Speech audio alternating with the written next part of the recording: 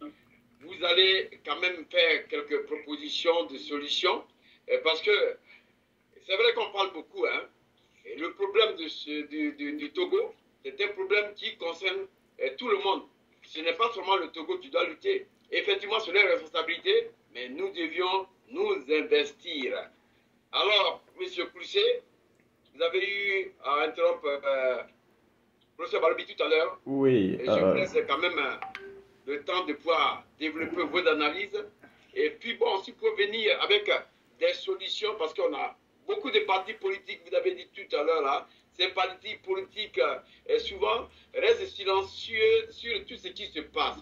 Et il y a une discordance, il y a une division, si bien que cela permet à Florian Yacine de continuer et de prendre le large.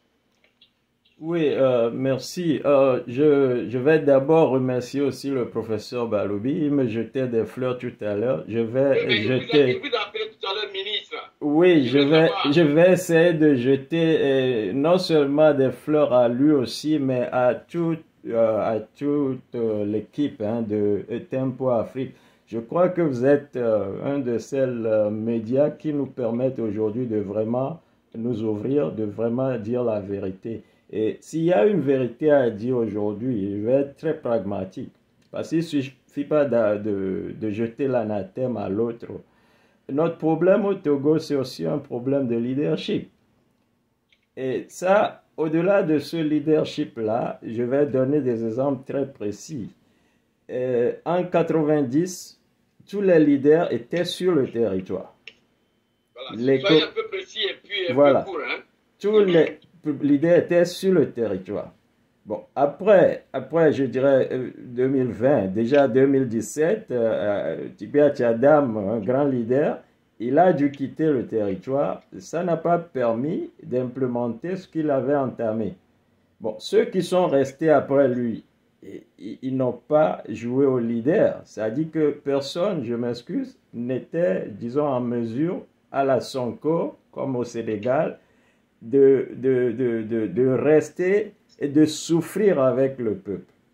Nos frères, nos leaders, quand ils sont jetés en prison, il faut qu'après, s'ils arrivent à s'en sortir, eh bien, qu'ils quittent le pays. Ça fait qu'aujourd'hui, beaucoup de ceux-là qui étaient des révolutionnaires comme nous en 90, mais qui ne sont plus dans le pays, on n'arrive pas à donner l'exemple aux jeunes de comprendre ou de se maintenir en place ou comme on dit en anglais là, de stay their ground. C'est-à-dire ce qui est à toi, tu le réclames et tu restes là-dessus jusqu'au bout. On n'a pas su faire ça. Bon, maintenant, beaucoup le disent aussi, le problème togolais est un cas plus ou moins exceptionnel. Mais à un cas, voilà, à un cas exceptionnel, il faut nécessairement trouver des solutions exceptionnelles. Et c'est à ces solutions-là que... parce qu'on a trop parlé. C'est à ces solutions-là que moi je vais aller. Il faut être pragmatique. La première solution, ok, avant, les élections ont toujours été volées et les dernières élections de 2020 ont été aussi volées. On devrait à partir de là prendre note et se dire que les élections ne vont plus régler le problème du Togo. Bon, maintenant, l'adversaire, il sait que les élections ne vont plus régler le problème. C'est pour cela qu'il a commencé par amener ce que vous avez vu là, c'est ce changement de constitution et qui parle d'un régime parlementaire. Comme ça, on pourra esquiver le peuple et rester là à magouiller toujours avec l'Assemblée, etc.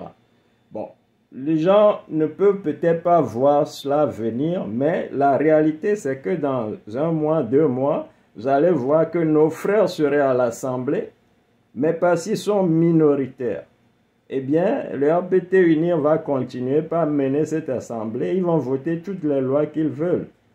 Mais c'est là, il faut que le Togolais comprenne ses droits et ses devoirs.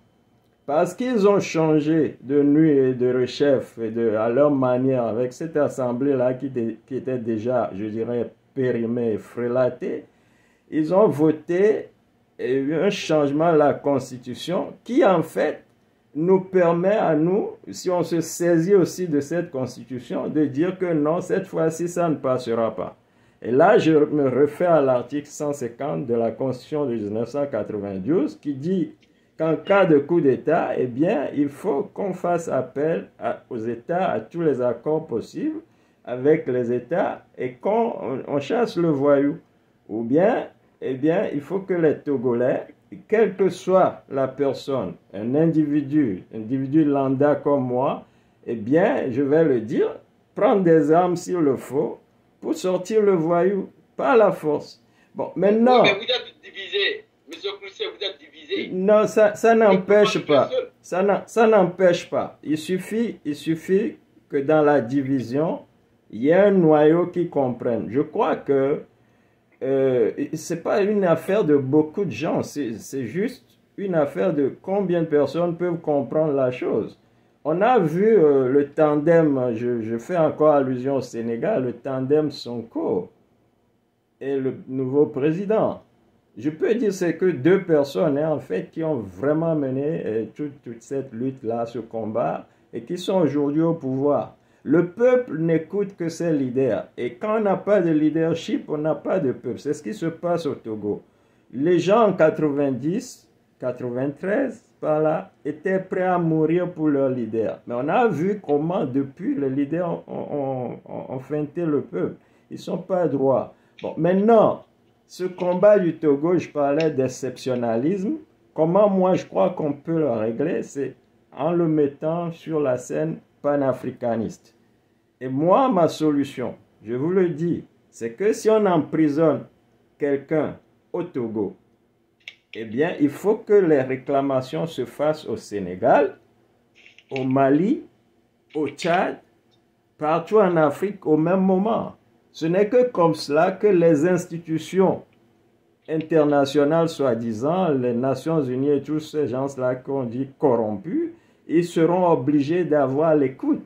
Parce que si dans leur propre pays, ce qu'on appelle le bas peuple commence pas à comprendre la chose, que ben, c'est à cause de M. Guterres, par exemple, qu'au Togo, là-bas, ils n'ont pas la paix, eh bien, si je suis du bas peuple, je suis le coiffeur de M. Guterres, quand il viendra se faire la barbe, je lui mettrai le couteau sur le cou avant de lui poser la question. Il ne va plus revenir. Donc, il faut qu'on arrive à mener le débat au niveau, je dirais, du socle. C'est-à-dire, il faut qu'on arrive à communiquer ce qui doit se passer dans tous les pays, aux autres pays, mais au niveau du bas peuple, excusez-moi le terme. Donc, c'est quand les populations vont comprendre qu'on pourra aussi tourner la veste et donc jeter ce qu'ils appellent la France-Afrique et tout ce que vous comprenez là au dehors. Pourquoi? Parce que quand la France-Afrique va travailler sur Fogna Singbe pour qu'il mette en prison, excusez-moi, un Agbeome Kodjo, un patriarche de la nation comme Monseigneur Philippe Fanoko Kodjo, eh bien, ce n'est plus le peuple togolais seulement qui va se soulever, mais on verra que le feu est mis à une ambassade ou quelque part de France, mais au Gabon, au Tchad, au Mali. Alors, c'est quand cet esprit-là pourra gagner l'Afrique, et qu'on sera des panafricanistes et qu'on pourra sauver notre Afrique et donc aussi le Togo. Parce que les laboratoires, ça se transporte. L'histoire du parlementarisme, je ne sais pas comment, la monarchisation du Togo, si on ne l'arrête pas maintenant, ben ça va faire feu en Côte d'Ivoire, au Tchad. Monsieur Clousset, oui. Vous êtes dans un laboratoire, vous êtes en train quand même de mettre en vue quelques produits chimiques selon quelque chose qui peut faire valoir ce que de droit. Oui. Mais c'est bien de vous attendre. Mais aussi, concrètement, on ne vous voit pas sur le plan physique. Oui, vous avez raison. Vous avez raison. Ce combat hérite d'une division qui ne dit pas son nom. Eh bien, moi, c'est comme je l'ai dit tout à l'heure, il y a aussi, c'est vrai, une histoire de leadership. Mais quand un leader, je dirais, charismatique va venir, le peuple va le sentir, il va le savoir. Et donc, il va le soutenir et il n'y aura plus de division parce que les autres n'auront même plus leur voix. C'est ce qui se D'accord. passe. C'est parce que le peuple ne sait pas qui suivre. Parce que et c'est pour cela que je dis un grand merci à Tempo.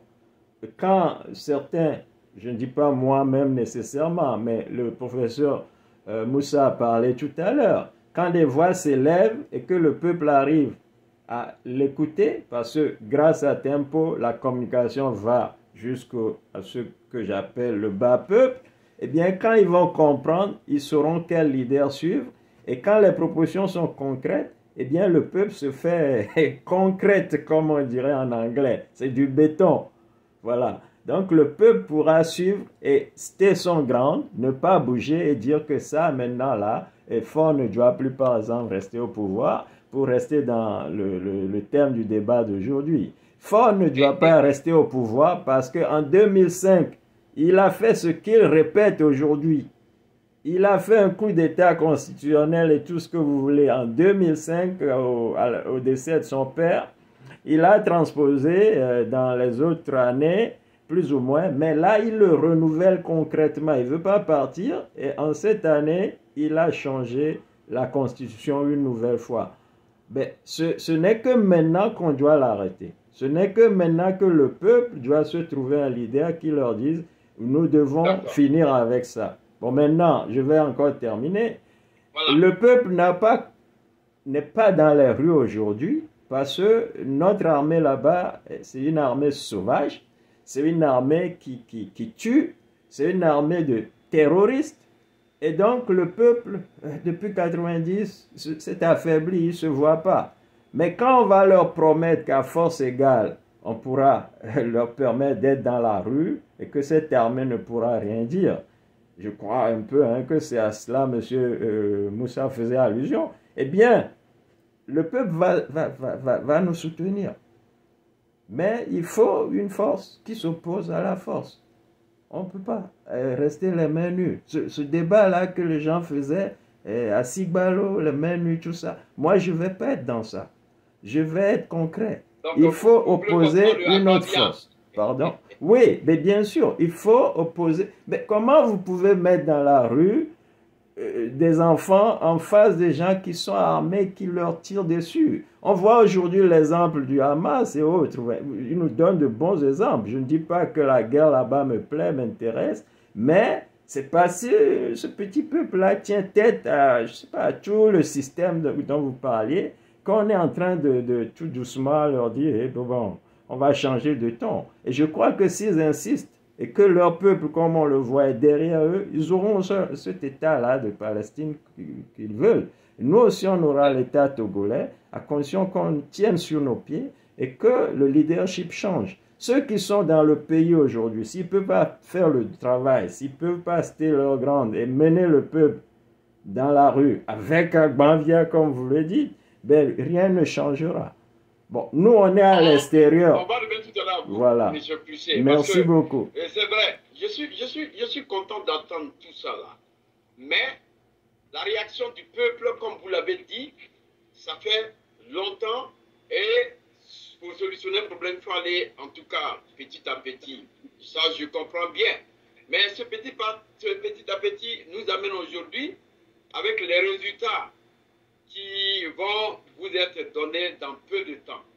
Et lorsque les résultats seront donnés, je pense qu'il y aura un calme total et nous allons revivre les mêmes choses.